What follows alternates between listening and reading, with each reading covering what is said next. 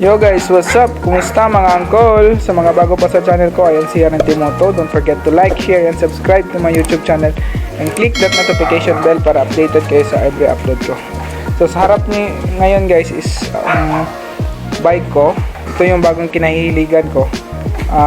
Pero ang problema, matagal tayong hindi pa makapag-bike kasi yun, injured tayo. And iba-bike check natin yung bike ko. Hindi ako expert, pero try natin the bike check. So ito yung bike ko guys, Majes 100 by Trinks. So 26er siya na bike, and mechanical lang siya guys. So repeat yung brand ng mechanical natin, and nabili namin to guys for only 10,000. And ano pa, so ito guys yung shifter ng bike ko, L2A2, and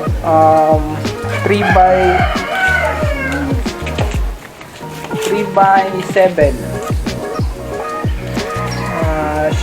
Shimano Tourney TZ,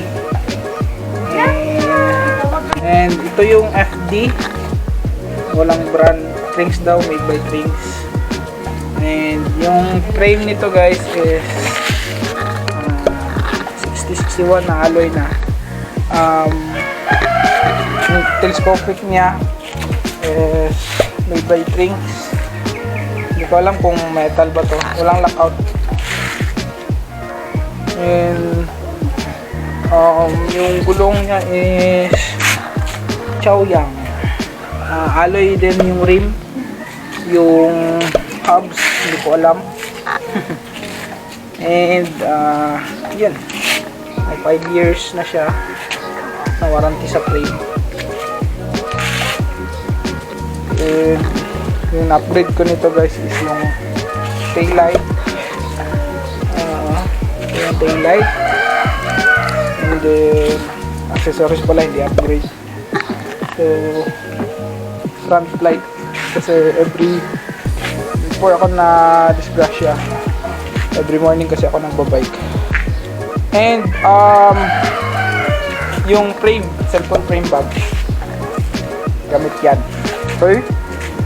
And then itong bottle cage holder na yung brand yan, ECO. And then yung water bottle na sagmit. So yun. Okay guys, hanggang doon na lang yung video natin. Don't forget to like, share, and subscribe to my YouTube channel and click that notification bell para updated kayo sa every upload ko. Peace! Ride safe! Bye-bye!